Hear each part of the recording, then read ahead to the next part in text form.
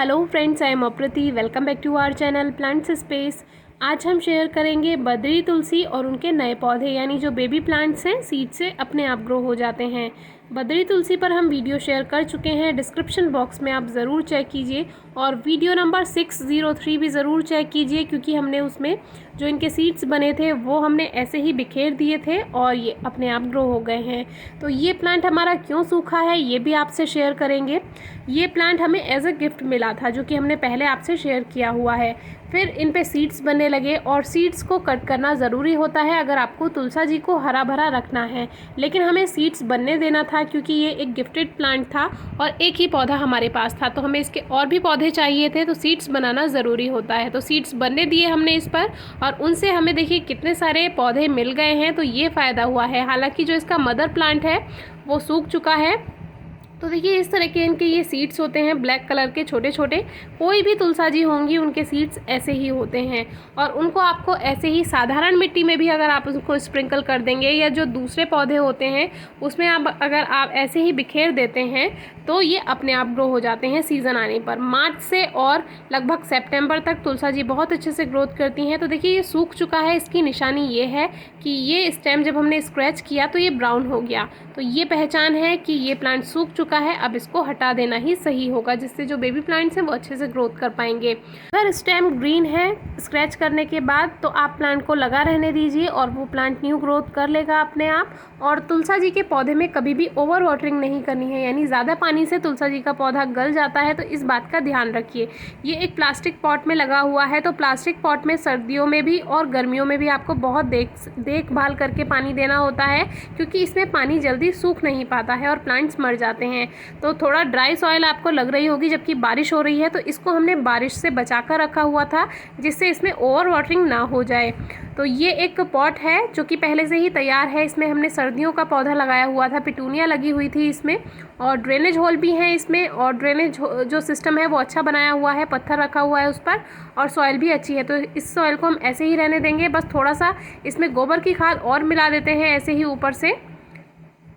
तो गोबर की खाद जो आप प्रयोग करते हैं वो हमेशा अच्छी तरह से सड़ी हुई होनी चाहिए, यानी डीकम्पोज होनी चाहिए। अभी भी अगर आप कच्ची गोबर की खाद यूज़ करेंगे तो वो आपके प्लांट को ख़त्म कर देगी, क्योंकि फंगस लग जाती है सॉइल में, तो उससे आपका प्लांट ख़त्म हो सकता है। इसीलिए अच्छी तरह डीकम्पोज हुई गोबर की खाद का ही आप प्रयोग कीजिए। इस पर वीडियो शेयर किया हुआ है, वो भी आपको डिस्क्रिप्शन बॉक्स में मिल जाएगा। तो इसको अच्छे से मिक्स कर लेते हैं ऐसे ही बिना सॉइल को बाहर निकाले।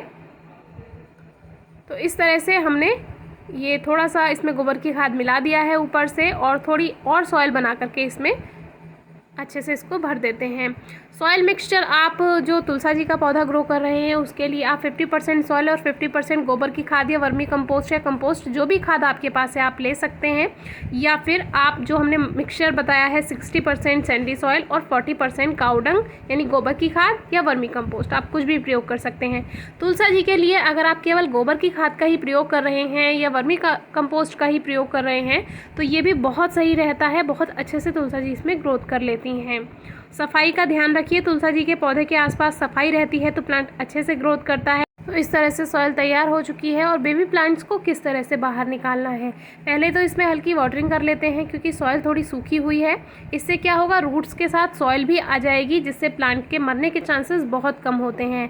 जब भी आप किसी भी प्लांट का जो बेबी प्लांट है वो लेकर आते हैं या इस तरह के छोटे प्लांट्स बाहर निकालते हैं सॉइल से, तो एक बात का ध्यान रखिए, रूट्स के साथ सॉइल थोड़ी बहुत ज़रूर आनी चाहिए। इससे आपके जो बेबी प्लांट्स हैं उनको मरने का खतरा बहुत कम रहता है। और देखिए रूट्स के साथ अगर ज़्यादा सॉइल लेंगे तो प्लांट को बिल्कुल भी ऐसा नहीं लगेगा कि मैं कहीं नई जगह पर जा रहा हूँ।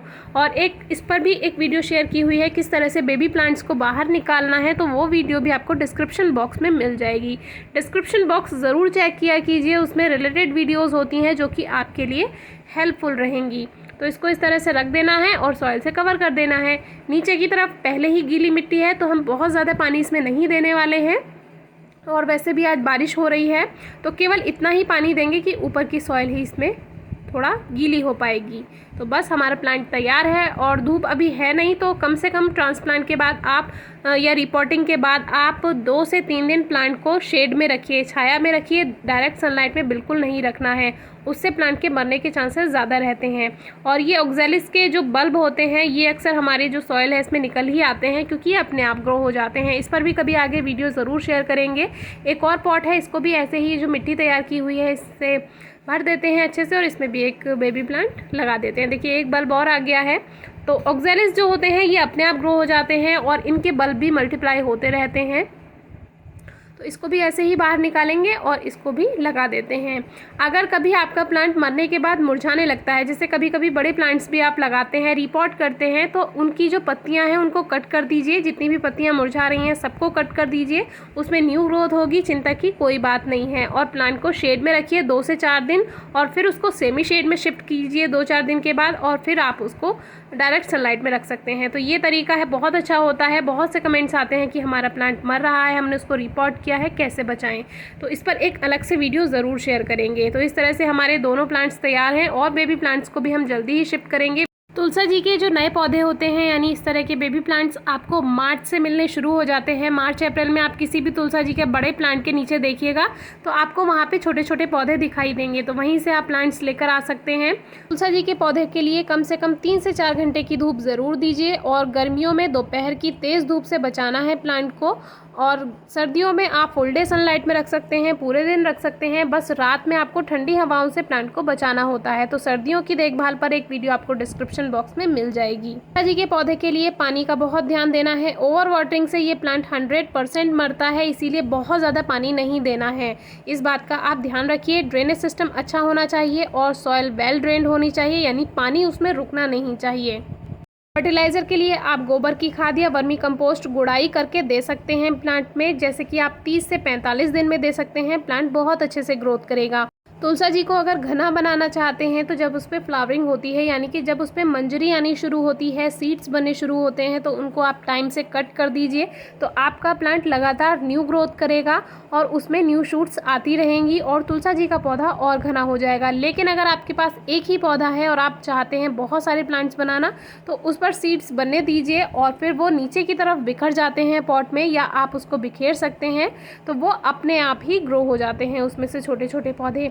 सर्दियों में तुलसा जी का प्लांट ग्रोथ नहीं करता है, इसलिए सर्दियों में बिल्कुल परेशान ना हो उसको लेकर। जैसे कि अभी बारिश का मौसम आने वाला है, तो अगर आपका जो सॉइल है वो वेल ड्रेन नहीं है और उसमें पानी होल्ड होता है, तो आप ऐसी जगह प्लांट को रखिए जहाँ पे बारिश का पानी ना जाए और आप टाइम टू टाइम गुड़ाई करके उसमें देखते रहिए कितनी नमी है, तभी आप उसमें पानी दीजिए। आपका प्लांट अच्छे से ग्रोथ करेगा।